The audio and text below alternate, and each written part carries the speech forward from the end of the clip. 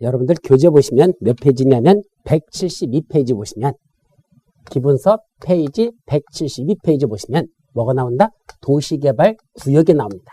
그래서 우리 도시개발 구역에 관한 내용들이 거기 나오는데 그중에 첫 번째 구역 누가 지정하지? 물론 지정권자가 나오고 지정 요청자, 지정 제한자 있다 그랬죠? 묶어서 지정 관련자로 묶어버렸었습니다. 그래서 지정과 관련돼서는 지정권자가 있고 지정해달라고 지정을 요청하는 자도 있고 지정을 뭐하는 자도 있다? 제한하는 자도 있더라. 그래서 지정권자, 지정 요청자, 지정 제한자 묶어서 지정 관련자라고 말씀드렸죠. 자, 두 번째. 그러면 도시개발구역을 누가 지정하지? 누구라는 게 나왔으면 두 번째 어디다 지정하지? 두 번째가 지정 대상 지역에 관한 겁니다. 도시개발구역을 어디다 지정할 것이냐? 지정 대상 지역이죠. 이거는 크게 두 가지로 나눠서 보십니다. 첫 번째는 도시개발구역을 지정하는 건 규모가 일정 규모 이상 돼야 된다. 너무 작게 지정하면 도시로서의 기능을 수행할 수 없기 때문에 일정 규모 이상 되도록 해야 된다. 바로 첫 번째가 나오는 게 지정 규모와 관련된 겁니다. 지정 규모. 이게 첫 번째고요. 두 번째, 그렇다고 해서 꼭 지정 규모를 따라야 될까? 아니, 이런 지정 규모와 관계없이 지정할 수 있는 경우도 있습니다. 예외적으로 이런 지정 규모와 관계없이 지정할 수 있는 그런 지역도 있더라. 예외가 있죠. 자, 세 번째. 지금 첫 번째는 누가 지정하지? 두 번째는 어디다 지정하지? 세 번째는 어떻게 지정하지? 바로 무슨 절차? 지정 절차와 관련된 겁니다. 지정을 하자. 그럼 어떤 절차에서 지정할 것이냐? 지정 절차. 네 번째, 도시개발구역을 지정고시하면 그 안에서 어떤 효과가 있을까? 도시개발구역 지정고시의 효과에 관한 문제죠. 여기가 도시개발구역을 지정하면 이 안에서는 어떤 효과가 발생하느냐? 이게 지정고시의 효과와 관련된 문제입니다. 자, 마지막으로 이렇게 도시개발구역이 지정됐다고 해서 항상 그대로 있을까? 아닙니다. 공사가 완료되면 구역 지정이 해제돼야 될 것이고 중간에 공사가 진행이 안 돼요. 구역만 지정해놓고 상당한 기간이 지나도 공사가 진행이 안 나갑니다. 진척이 없어. 그때도 구역 지정이 뭐 된다? 해제된 것으로 보는 해제 의제와 관련된 내용들이 있습니다. 이와 같이 도시개발구역하고 살펴보면 크게 몇 가지를 살펴본다? 5가지가 핵심입니다. 첫째, 누가 지정하지? 어디다 지정하지? 어떻게 지정하지? 지정하면 어떤 효과가 있지? 지정된 구역이 어떤 이유에 해제된 거로 보지? 라는 해제 의제와 관련된 그런 5가지를 살펴보죠. 그 중에 이번 시간에 뭐 들어간다? 이거 지정 대상 지역. 그래서 첫 번째 지정 규모와 관련된 내용입니다. 자, 다시 여기 자료 보면 지정 규모는요. 원칙적으로 도시적과 도시적 외적으로 나눠집니다. 여기 도시적과 도시적 외적으로 나눴죠. 아까 제가 도시적과 도시적 외로 나누는 건 어떻게 나누는 거죠? 개발된 지역, 도시적. 개발되지 아니한 보존한 지역, 도시적 외지역. 그때 그냥 도시적 외로만 외우지 말라 그랬습니다. 그래서 도시적 외란 구체적으로 어디를 말한다? 관농자를 말한다. 관농자. 관리적, 농림적, 자연에게 본지적. 이걸 묶어서 뭐라 부른다? 도시적 외지역이라고 부르죠. 자, 그러면 여기 그림을 보시면 어디가 도시적입니까?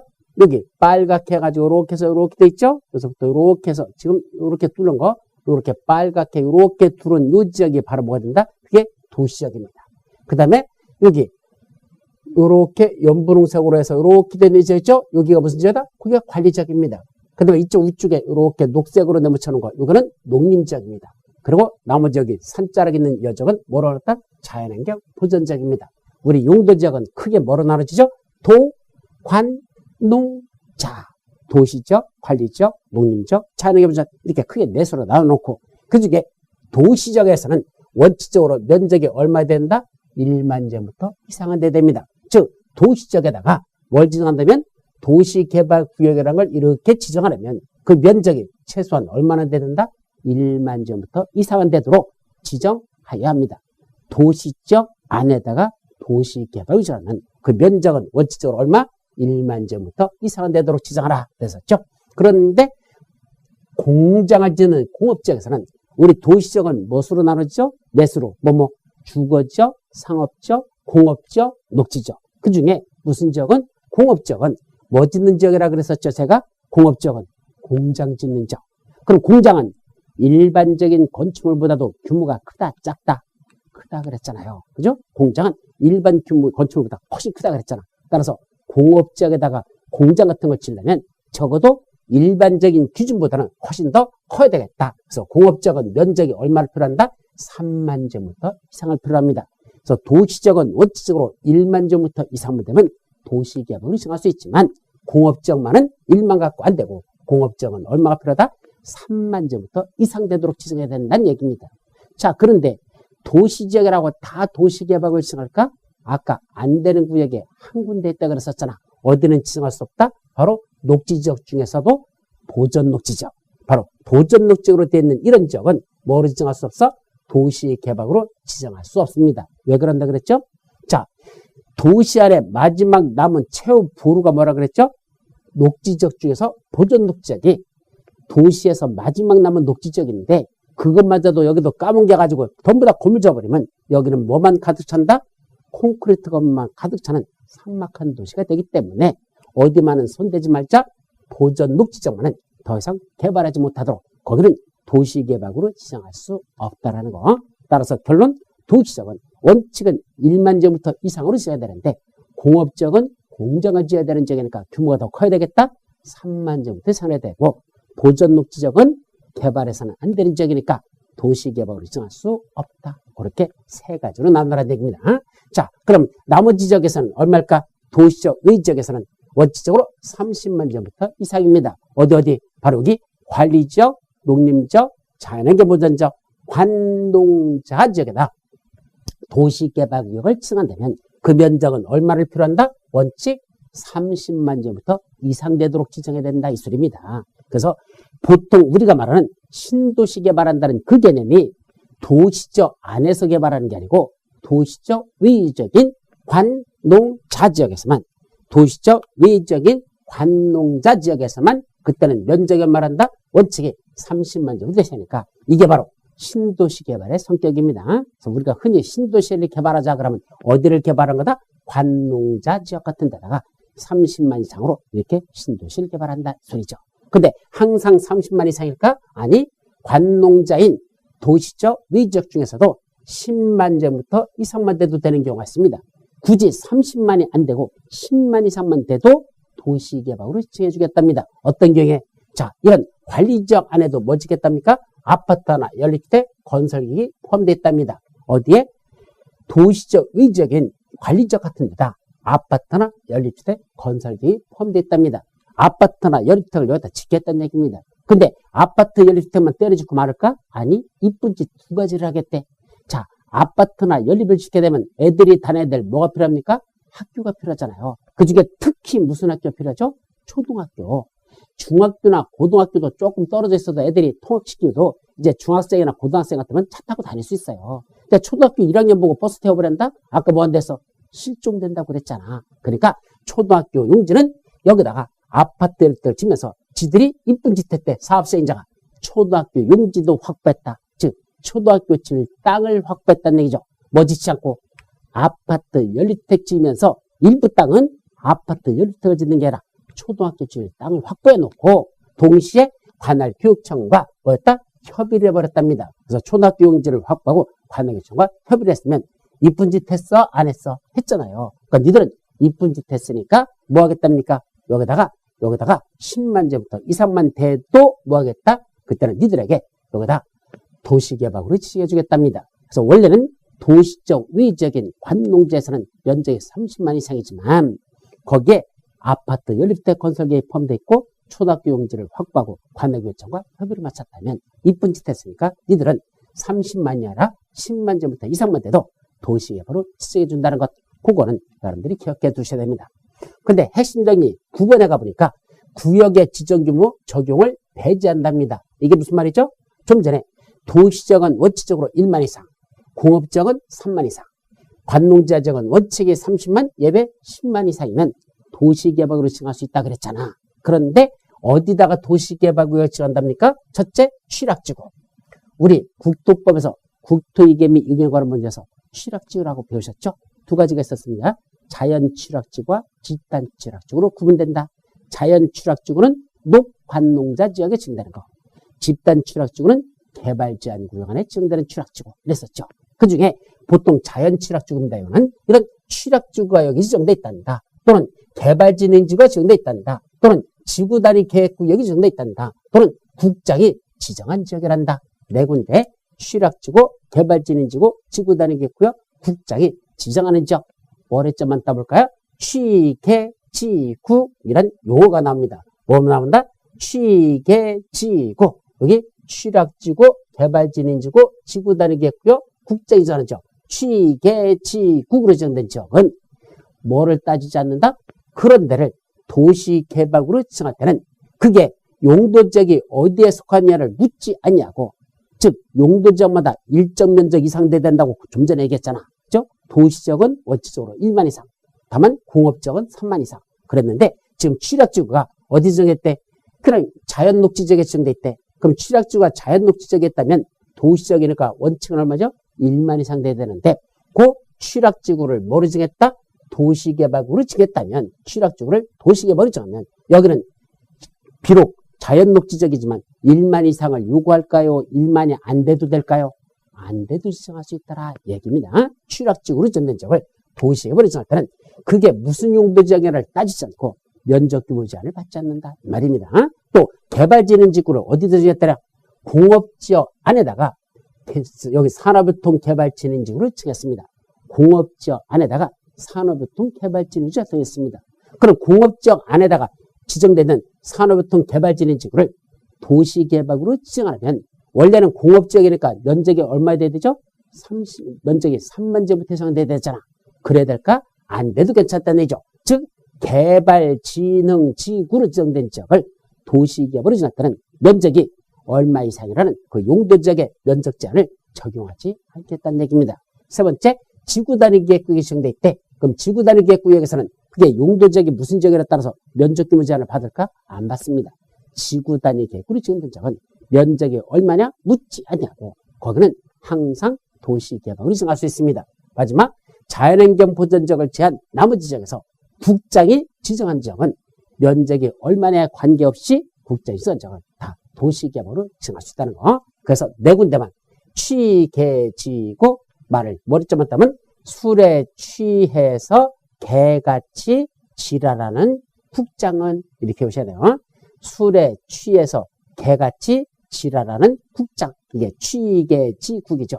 자, 술에 취해서 개같이 지랄하는 국장은 말릴 사람이 있다 없다? 아무도 없습니다. 왜요? 우리 공법에서는 부동산 공법에서는 누가 최고대빵이라 그랬죠? 국장이 최고대빵이잖아. 그럼 최고대빵이 술에 취해가지고 개같이 지랄하는데 그걸 누가 말리겠습니까? 지멋대로 하고 싶은 대로 지멋대로 정한다. 면적규모 제한을 적용하지 않고 지정규모 얼마냐? 그거 묻지 않고 지멋대로 정할 수 있다. 취계지국이라는 지역이 되더라. 그건 꼭 기억해 두도록 합니다. 자, 핵심 정의 10번에서 구역의 지정 절차 중 주민들의 의견 청취라는 게 나옵니다. 이게 무슨 말이죠? 자, 이제 세 번째, 아까 여기 도시개발구역을 지정할 때는 어떤 절차를 거칠 그 지정 절차에 관한 거죠. 제일 먼저 뭐부터 한다? 기초조사부터 합니다. 두 번째, 주민들의 의견을 듣습니다. 세 번째, 공청회를 개최해야 하는 경우가 있습니다. 그 다음에 관계 행정위원회장들하고 협의하고 도시계획위원회 심의를 거친 다음에 지정, 고시라는 걸 하면 이게 도시개발구역을 지정하는 절차가 되더라 이 말이죠. 기초조사부터 하고 주민들의 의견 듣고 공청회를 개최하고 관계 행정위원회장과 협의한다. 도시계획위원회 심의를 거쳤다. 지정, 고시했다. 이게 지정 절차라는 얘기입니다. 이 중에 시험 문제에서 출제되는 건 이거 주민들의 의견 청취 이게 가장 중요합니다. 그 다음에 공청회 개최에 관해서도 여러분들이 같이 기억해 줍니다. 자, 그 중에 첫 번째 나오는 게 뭐다? 바로 주민들의 의견은 누가 들어야 되느냐는 얘기죠. 자, 지금 도시개발구역을 지정하는 절차라고 그랬잖아요. 그럼 구역 지정 절차니까 누가 해야 된다? 지정권자가 자기가 구역을 지정하는 절차를 보는 거죠. 그럼 이거 다 누가 해야 되는 거 원래는? 지정권자가 해야 되는 겁니다. 이 절차를. 그런데 뭐 하는 거는 주민들의 의견 듣는 건 지정권자인 아까 누구 했었죠? 원칙적으로 시도사, 다만 대도에서는 대도시장, 예외 국장 이렇게 됐잖아. 근데 그때 지정권자인 국장이나 시도사는 지들이 직접 지정하는 절차에서 주민들의 의견을 듣지는 않습니다. 누구는 최고대빵인 국장하고 중간대빵인 시도사들은 지들이 주민들의 의견을 안 듣는다는 걸 조심합니다. 그럼 최고대빵인 누구는 국장하고 시도사는 뭐죠? 국장하고 시도사는 그 의견을 듣기 위해서 시장운수에게 관계 서류를 송부합니다. 누구한테 송부한다? 쫄딱은 시장운수장에 내려보냅니다. 주민들의 의견을 들어야 돼요. 관련되는 서류들 있잖아. 그거를 누구한테 송부한다? 시장운수장에 송부해서 누가 주민들의 의견을 듣는다? 시장운수 구청장이 주민들의 의견을 듣는 거지. 최고대빵인 국장이나 중간대빵인 시도사는 주민들의 의견을 안 듣는다는 것. 싸가지 없는 규정입니다. 아니 국장이나 시도사일수록 더 가까이 주민들에게 가까이 가려고 노력해서 주민들의 의견을 직접 들어야 되는데 법에서는 안 그렇습니다. 최고대빵인 국장과 중간대빵인 시도사는 지들이 주민들의 의견을 듣는 게 아니라 쫄딱인 시장운수에게 송부해서 이들이 의견 들으라 라고 싸가지 없이 규정하고 있다는 거. 그때 시장운수 구청장이 주민들의 의견을 듣는 방법은 어떤 식으로 듣는다? 첫째, 2 이상의 일간신문과 인터넷 홈페이지다 공고를 합니다. 뭐라고 공고하죠? 자, 여러분 여기를 도시개발구로 지정하려고 하는데 여기 계신 주민 여러분 이거 어떻게 생각하시는지 고귀한 의견 좀 제시해 주시기 바랍니다. 라고 2 이상의 일간신문과 인터넷 홈페이지다 그 사실을 공고하라는 얘기입니다. 그래놓고 10살 이상 일반인에게 뭐 시킨다? 공람시키는 겁니다. 자, 여러분 여기 지정과 관련된 서류들이 이렇게 있으니까 와서 보세요. 열어보라는 얘기입니다. 그게 10살 이상 일반인에게 공람시키는 거. 이걸 한마디로 뭐라 부른다? 주민들의 의견을 청취하기 위한 공람 공고라고 말합니다. 주민들의 의견을 청취하기 위한 공람 공고가 있다라 말이죠. 그럼 이 주민들의 의견을 청취한 이 공고가 왜 중요할까? 2 이상의 일간신문과 인터넷 홈페이지에다 공고한다는 게 왜 중요한지 아십니까? 대단히 중요한 거예요. 저차가 왜 중요한지 아십니까? 여기 있는 사람들이 바로 종전했던 지역에 있던 토지 소유자들 누가 있었죠? 여기 있었잖아. 아까 처음에 사진에 보면 바로 여기 있는 주민들 있잖아. 여기 있는 주민들이 여 지역이 자기들 이 땅이 이런 식으로 개발될 가능성이 있다는 걸 가장 공식적으로 눈치채는 시점이 언제다? 개발 계획을 수립할 때 그 눈치챌까요? 아닙니다. 눈치채는 사람도 있지만 계획 수립한다니까 뭐 여기서 지금 뭐 준비하고 있다는데 뭐 계획 수립한다는데 이 정도지 정말로 여기가 도시개발으로 지정될 거라는 건 아직은 모르고 있는 겁니다. 언제 한다? 바로 주민들의 의견을 청취하기 위한 공람 공고가 나면 즉 주민들의 의견을 공고를 해버렸잖아. 자, 여러분 여기를 도시개발으로 지정하는데 주민 여러분 어떻게 생각하시는지 의견 좀 제시해 주시기 바랍니다라고 공고를 해버리면 그때서야 그 공고 보고 나서 사람들이 뭐란다? 뭐야 이거 진짜네? 도시개발구역 지정한다는 소리네? 진짜네? 라는 걸 언제 한다? 주민들의 의견을 청취하기 위한 공고가 나는 그 시점이 주민들이 여기가 진짜 개발될 거라는 걸 눈치채는 시점이더라 이 얘기입니다. 공식적으로 하는 건 그때부터예요. 비공식적으로는 다른 루트로 할 수는 있겠지만 사람들이 긴가민가 하고 있다가 진짜 여기 도시개발을 지정한다는구나 라는 소리는 언제부터 알 수 있단다? 바로 주민들의 의견을 청취하기 위한 공고가 나면 그때부터 사람들은 여기가 개발될 거라는 걸 눈치채기 시작하더라 얘기입니다. 그때부터 정신을 눈치챘죠. 그러면 고귀한 의견을 제시해 주시기 바랍니다 하면 고귀한 의견을 제시하러 올까요? 사람들이 다 사라질까요?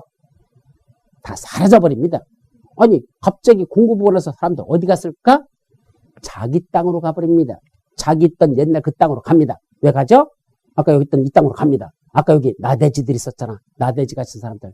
그냥 나대지로 갖고 있어야 됩니까? 빨리 건물 지어야 됩니까? 빨리 건물 지어야죠. 아까 보상비 받으려면 많이 받아야 돼? 적게 받아야 돼? 많이 받으려면 여기다 가서 건물 짓기 시작합니다. 건축물 건축, 공작물 설치, 토지 형별 변경, 토석 채취, 토지 분할, 물건을 쌓는 행위, 중목에 벌치면 시제 같은 그런 행위가 언제 벌어진다? 주민들의 의견을 청취한 공고가 나면 아 여기가 도시개발이 지정될 거구나. 그럼 지정되기 전에 빨리 뭐부터 하자? 여기 개발부터 해가지고 나중에 보상비 많이 받자라는 그런 행동에 들어갈 거라는 얘기입니다. 막아야 돼 안 막아야 돼? 막아야 되는 시점.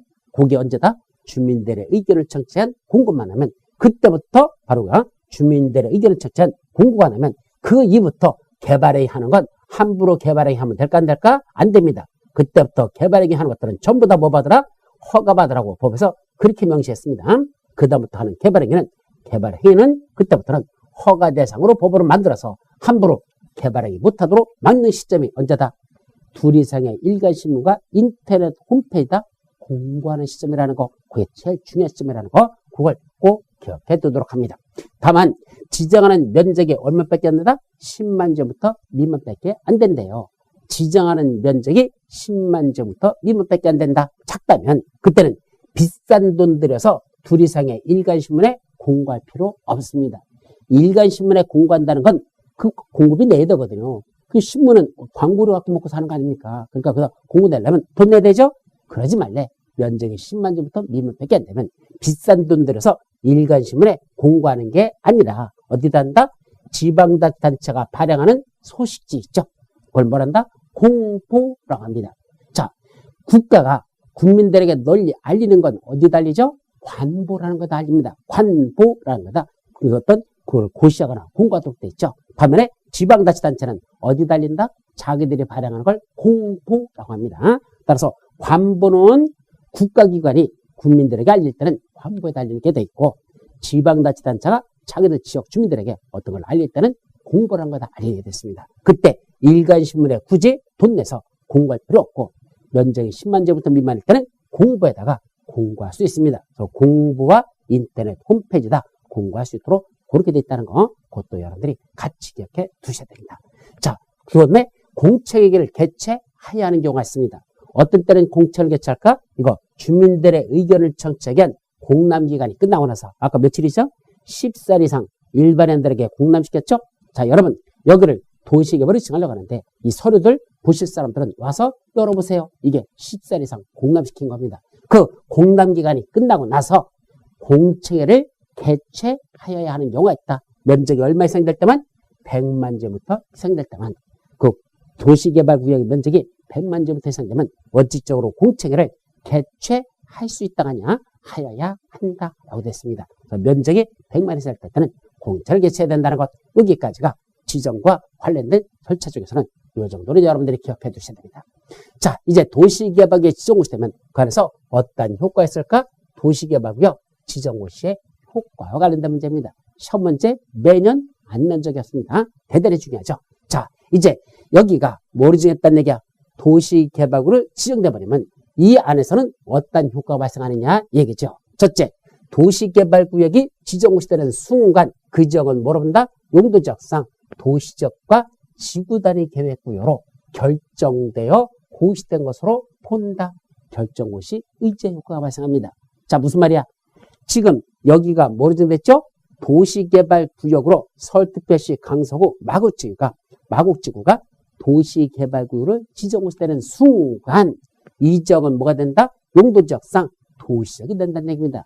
그럼 종전에는 무슨 지역이었는데? 자, 여기 농경지가 펼쳐져 있었잖아. 그래서 원래는 무슨 지역이었어? 예를 들면 여기가 농림지역이었다고 가정해보자는 얘기야. 그래서 종전에는 농경지가 펼쳐져 있는 농림지역이었는데 뭐가 지정고시되는 순간?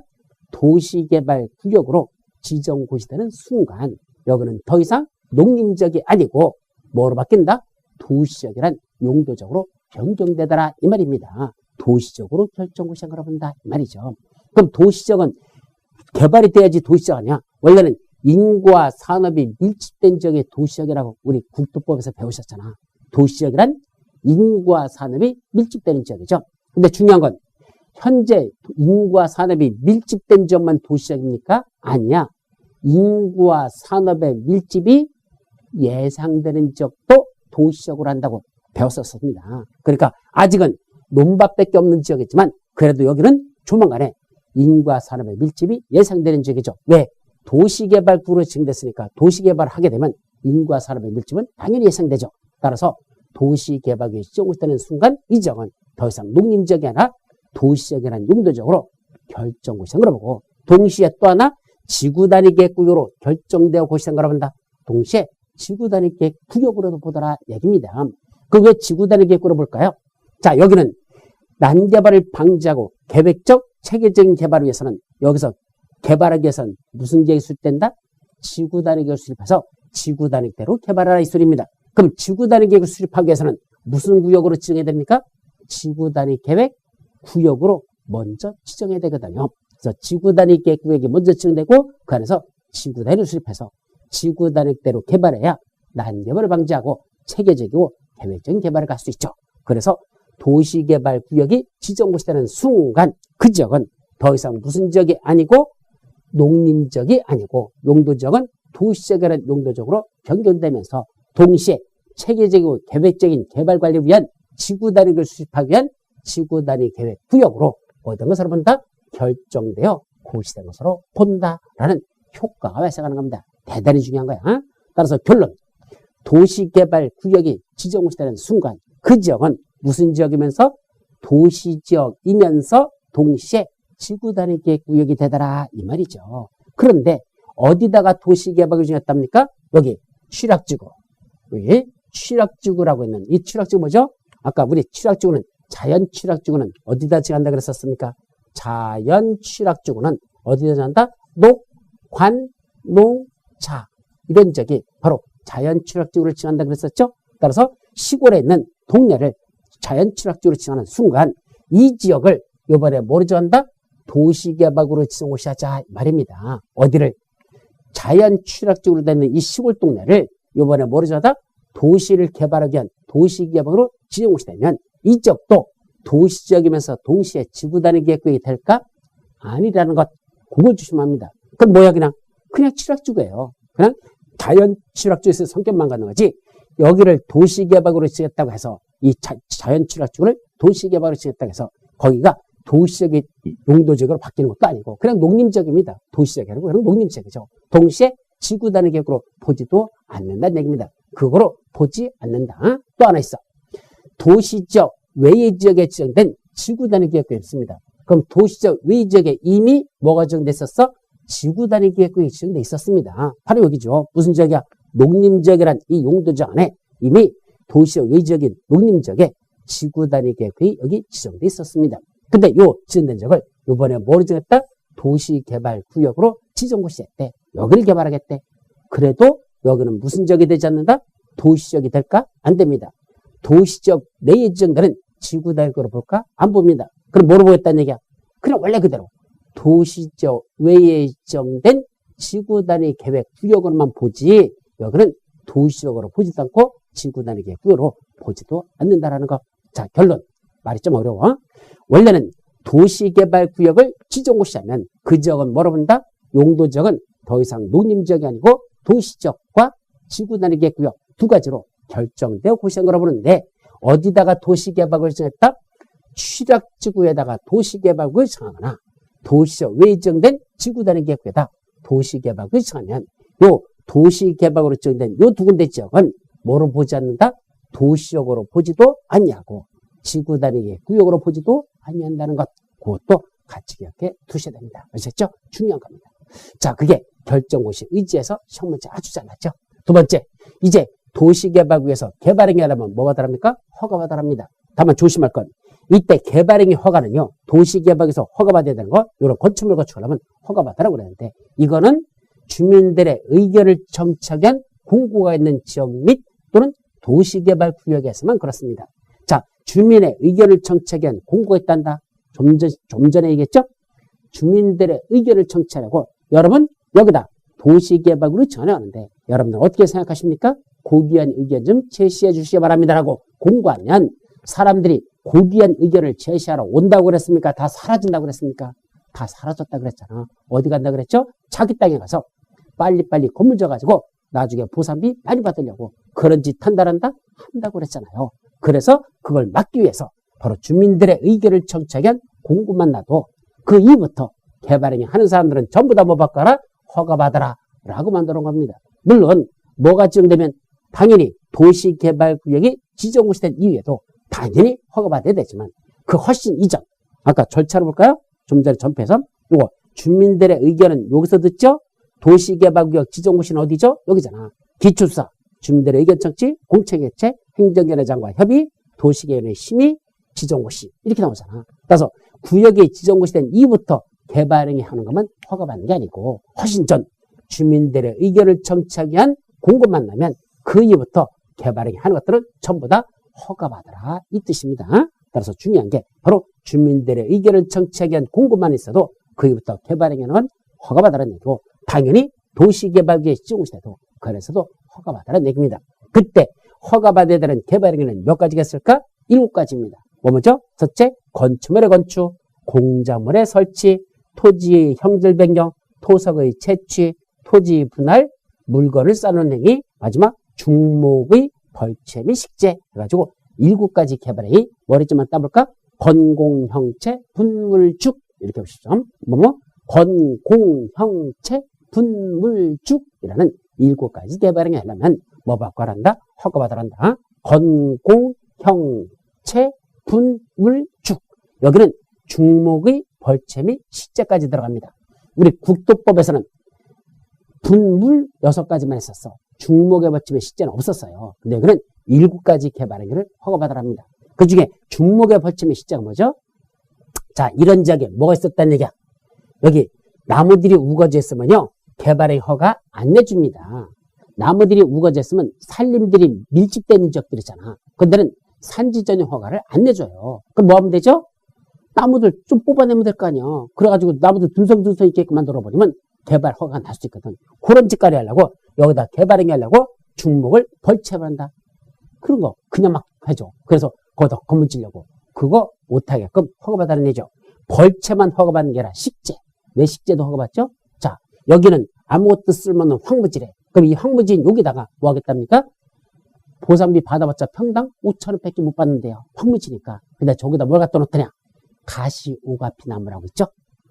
이거 약재. 그 가시오가피 나무를 사다가 뭐하죠? 갖다가 좋게 말하면 심는 거고, 솔직히 말하면 꽂아 놓는 거죠. 갖다가 그냥 여기다 꽂아 놓는 겁니다. 막 꽂아 놓고 뭐하죠? 그러고선 가시오가피 재배 장소를 합니다.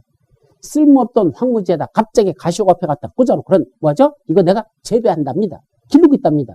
그러면 땅값 평당 5,000원짜리였던 게 아이고 그래도 특용작물 재배하고 있네? 평당 2만원짜리로 올라가 버립니다. 그리고 나중에 보상 받을 때는 그 가시오가피 나무 한 그루당 다 얼마씩이라는 보상들도 받게 돼 있습니다. 그러니까 손해보는 거 하나도 없이 땅값만 끌어올리는 방법으로서 저기다 가시오가피 나무를 꽂아두는 거죠.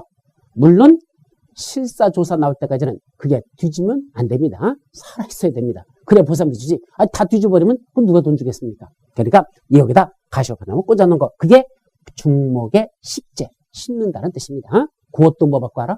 허가받아야 되죠. 그냥 내버려두면 당연히 그런 짓거리 해가지고 보상 많이 받으려고 막 심어버릴 거 아니야.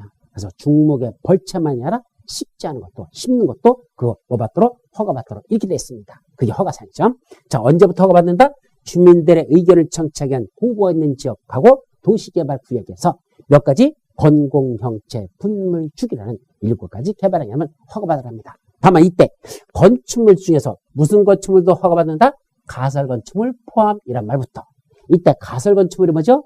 임시로 설치하는 건축물. 가설이라는 건 임시로 설치한다는 뜻이야. 그런 건축물. 자, 대표적인 뭐죠? 샌드위치 판넬로 만든 것들.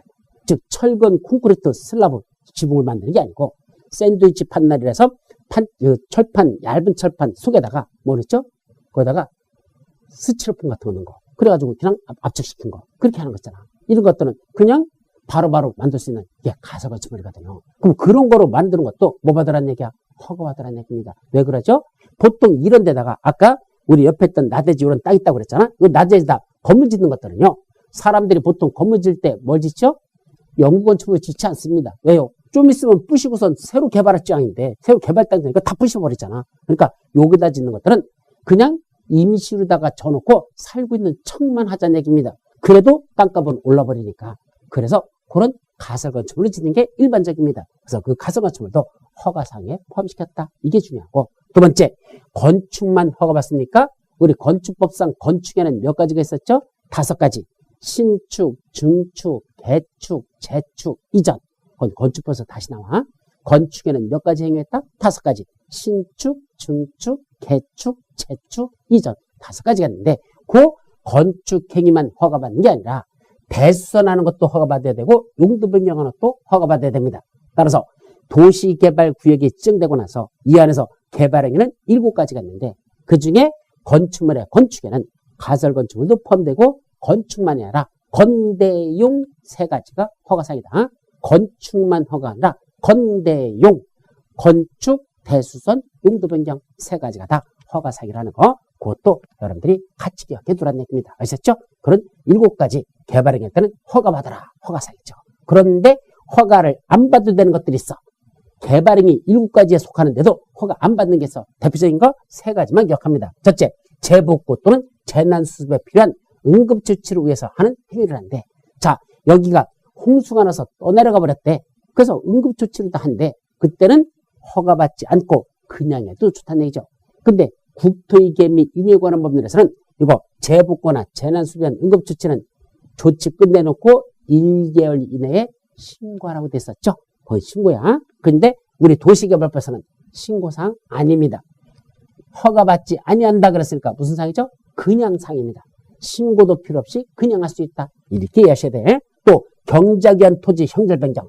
자, 경작이라는 건 농사 같은 거 짓기 위한 목적이라고 했죠? 그런 목적으로 토지 형절 변경은 허가받지 않습니다. 또 관상용 중목의 임시식재.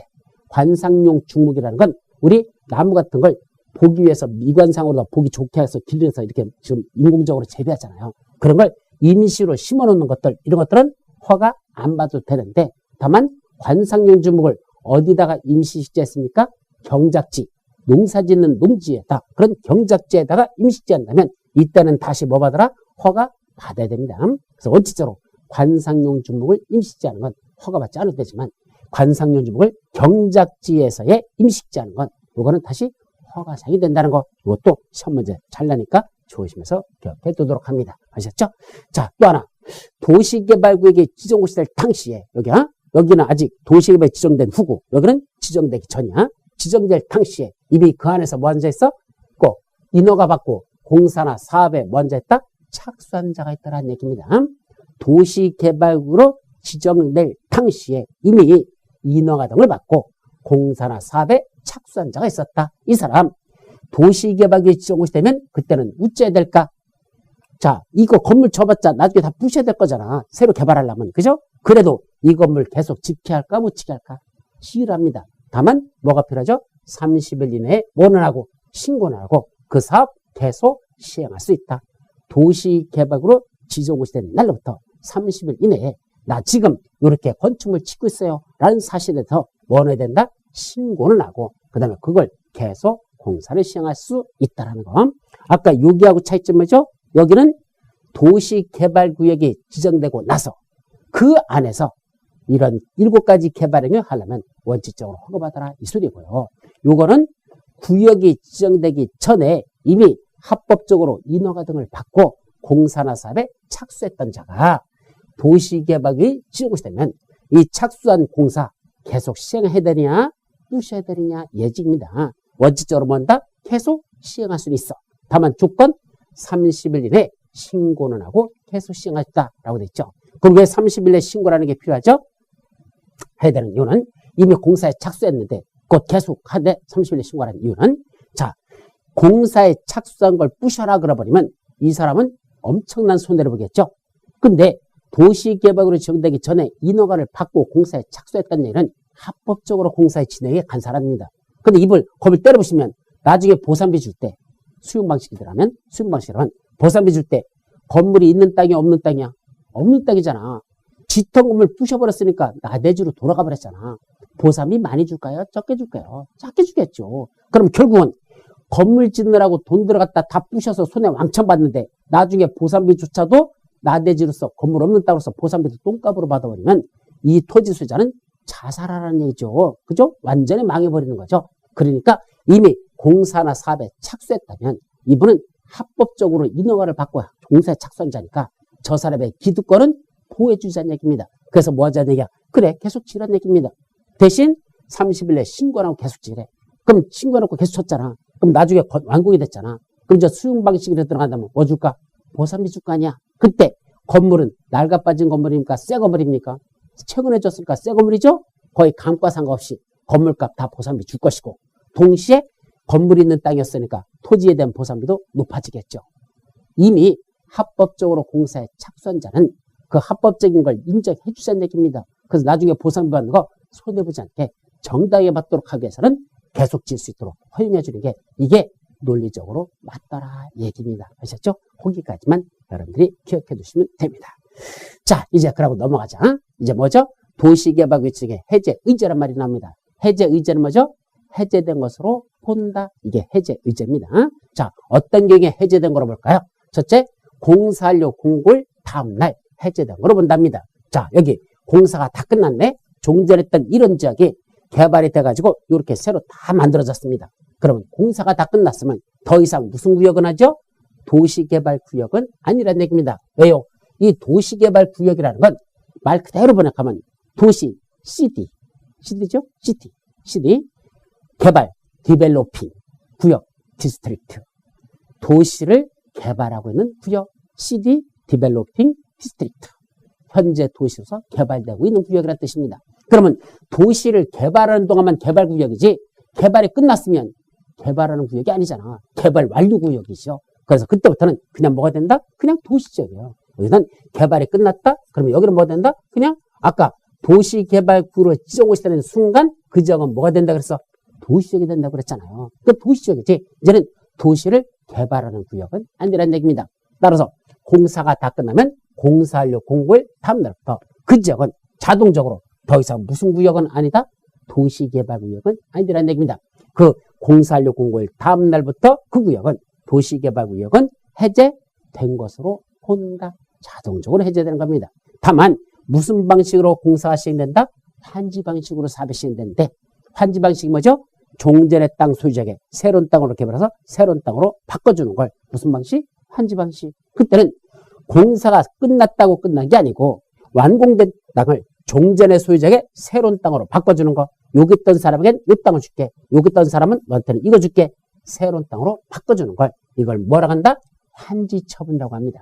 그건 환지 방식에서 다시 배울 거야. 환지처분이라는 건 종전의 땅 대신에 새로 개발된 땅으로 바꿔주는 처분. 이게 환지처분이거든요. 바로 그 환지처분 공고일 언제부터? 다음 날부터 그 구역은 해제된 것으로 보는 겁니다. 즉 원칙은 수용 방식으로 할 때는 공사완료 공고일 다음 날부터 여기는 더 이상 도시개발구역이 아니라 해제된 거로 보지만 환지 방식으로 할 때는 공사가 끝났다고 공사완료 공고했다고 끝난 게 아니고 끝난 땅을 새로 개발된 땅을 종전의 토지 소유자가 새로운 땅으로 바꿔주는 처분 바로 환지처분 공고일 다음날 돼야 비로소 그때부터 이 도시개발구역은 해제된 것으로 보자. 이게 공사가 완료됐을 때 해제된 거로 보는 겁니다. 그러면 공사가 제대로 시행되지 못했을 때도 뭔다? 해제된 거로 보는 경우가 있죠. 왜 그럴까?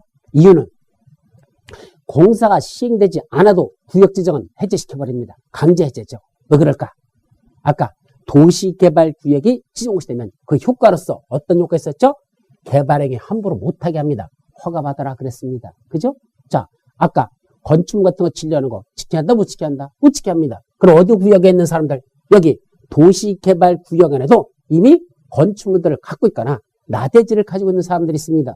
이분들 기존에 했던 건축물 물이 줄줄줄 비가 맨날 새는데도 그거 개축 못하게 합니다. 아까 건축물의 건축에는 건축, 대수선, 용도 변경 세 가지 다 포함된다고 그랬잖아.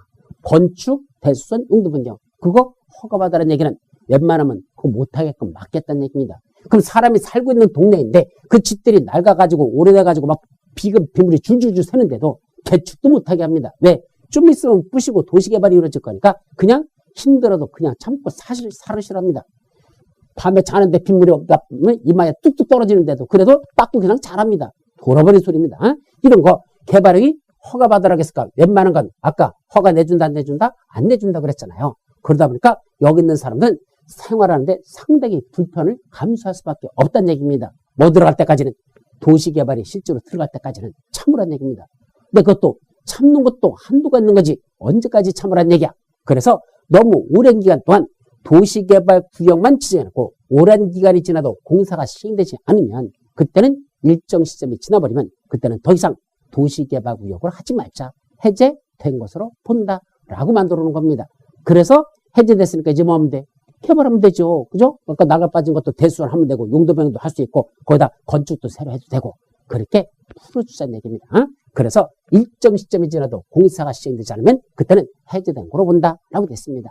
어느 시점일까? 첫째는 이거 도시개발구역이 지정고시 된 날로부터 언제부터?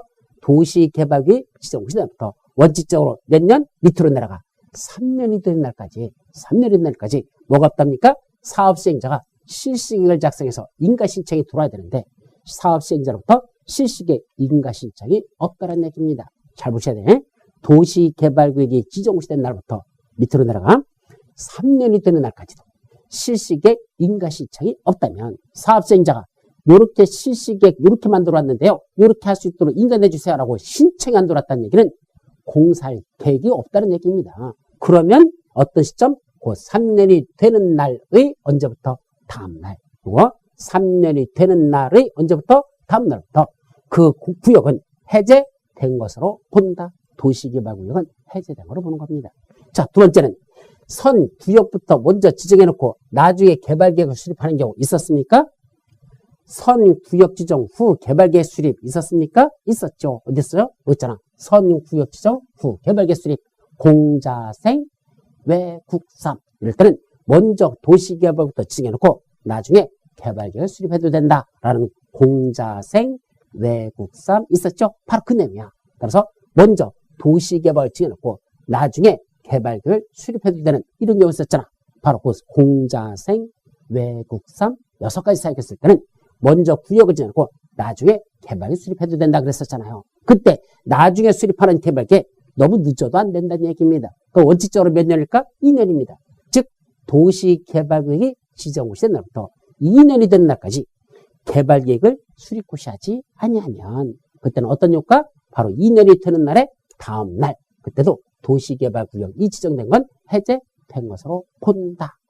도시개발을 지정해놓고 2년 내에 개발계획을 수립고시 안 하면 2년이 되는 날의 다음 날 구역 지정은 해제된 거로 보자는 얘기입니다. 자, 세 번째. 먼저 개발계획이 수립고시 됐으면 그로부터 또 몇 년? 3년이 된 날까지 역시 실시계획 인가신청이 또 들어와야 돼요. 그리고 개발계획이 수립고시 된 날부터 3년이 된 날까지 인가신청이 없으면 실시계획 인가신청이 없으면 그때도 3년이 되는 날의 다음 날 도시개발구역 지정은 해제된 거로 보자 이 소리죠. 다만 면적이 얼마나 된단다? 괄호 안에 면적이 330만 제곱미터 이상이라는 건 이 도시개발구역 면적이 무려 330만 제곱미터 이상 되는 넓은 면적이라면 그때는 요 개발계획 수립하는 데 시간이 조금 더 오래 걸리겠죠? 그래서 몇 년까지 봐준다? 5년입니다. 그때는 5년이 되는 날까지도 개발계획을 수립고시하지 않으면 그때는 5년이 되는 날의 다음 날 도시개발구역 지정은 해제된 거라고 봅니다. 면적이 얼마 이상일 때만? 330만 제곱미터 이상 될 때만. 또 이때도 개발계획 수립고시 해놓고 5년이 된 날까지도 실시계획 인가신청이 없으면 5년이 된 날의 다음 날 역시 구역 지정은 해제된 거라고 본다. 그것도 면적이 330만 제곱미터 이상일 때는 3년이 아니라 이제도 5년입니다. 다만 조심할 것, 요 첫 번째 거. 도시개발구역 지정고시로부터 3년이 된 날까지 실시계획 인가신청이 없는 건 면적과 관계없이 항상 3년입니다. 면적이 330만 이상 된 데서 이 3년이 5년으로 바뀌는 건 여기는 없습니다. 요것만 2년이 5년, 이게 3년이 5년으로 바뀌지. 이쪽은 항상 3년이라는 거, 그것도 놓치지 않도록 조심해서 기억해야 됩니다. 그러면 여기가 공사가 시행되지 못해서 뭐가 됐어? 3년이 된 날의 다음 날, 또는 2년이 된 날의 다음 날, 또는 5년이 되는 날의 다음 날 구역 지정이 뭐 됐습니까? 해제돼 버렸습니다. 그럼 어떻게 될까? 다시 종래 용도적으로 환원해 버립니다. 아까 무슨 지역으로 바뀌었었죠? 도시개발구역이 지정되는 순간 이 지역은 뭐가 됐었죠? 도시지역과 지구단위 계획구로 결정되어 고시된 거로 본다 그랬었죠. 도시개발구역이면서 동시에 지구단위 계획이었는데 그때 뭐가 다시 돌아간다? 용도지역이 도시지역이었던 지역에서 다시 종래 용도지역으로 본다? 다시 환원됩니다. 아까 무슨 지역이 있었어? 여기 농림지역이 있었잖아. 개발했어 안 했어? 안 했잖아. 이거하고 달라요. 이거 뭐죠? 공사가 완료돼 버리면 용도지역상 무슨 지역이 된다? 도시지역으로 확 좀 그냥 그대로 가는 거지만 공사가 시행되지 못해서 2년이 3년이 된 날의 다음 날, 2년이 되는 날의 다음 날 또는 5년이 되는 날의 다음 날 도시개발구역 지정이 해제돼 버리면 그때는 이 지역은 다시 원래 용도지역이었던 농림지역으로 환원되는 효과가 있고요. 아까 지구단위 계획으로 구역으로 본 거 있었죠? 그 지구단위 계획 구역도 뭐 된 거로 본다? 폐지된 거로 보는 효과가 발생합니다. 그것까지도 여러분들이 같이 기억해 두셔야 됩니다. 자, 여기까지가 이번 여러분들이 봐야 될 내용들에 관한 거였었죠. 그래서 이번 시간에 봤던 것들 다시 한번 정리해보자. 무슨 내용을 봤었죠? 도시개발구역을 지정하자. 지난 시간에는 누가 지정하지? 지정권자, 어떻게 돼? 지정요청자, 지정제한자 여기까지 봤었고 이번 시간은 어디다 지정하지? 지정하는 규모. 너무 작게 지정하지 말라 그랬었죠? 적어도 도시지역에서는 1만 제곱미터 이상 되는 규모인데 공업지역은 공장을 짓는 지역이니까 3만 제곱미터 이상은 돼야 되고 보전녹지역은 마지막 남은 최후의 도시지역 안에 있는 보루기 때문에 보전녹지역은 지정할 수가 없단다. 그럼 나머지 지역인 관농자 지역에서는 원칙이 규모가 얼마인데 30만 제곱미터 이상 되도록 지정해야 되는데 다만 아파트 연립주택 건설계획이 포함되어 있고 초등학교 용지를 확보하고 관악교청과 협의를 거치면 그때는 면적이 10만 제곱미터 이상만 돼도 도시개발을 지정할 수 있습니다. 그런데 용도지역별 이런 일정 규모 이상 뭐 1만, 3만, 30만, 10만 이상 이런 규모를 적용하지 않고 직접 면적과 관계없이 도시개발구역으로 지정할 수 있는 지역이 몇 군데 있다? 4군데 있다. 뭐 있죠? 취락지구, 개발진이지구, 지구단위계획구역, 국장이 지정하는 지역. 취개지구, 술에 취해서 개같이 지라는 국장 이자는 면적규모 제한을 받는다 안 받는다? 안 받습니다. 이런 취락지구부터 국장이 지정한 이 4군데 지역을 뭐로 지정한다? 도시개발구로 지정할 때는 그게 용도지역이 어디에 있는 지역이냐 따지지 않고 용도지역이 얼마나 되냐 그거 따지지 않고 그냥 도시개발구로 지정할 수 있는 지역들입니다.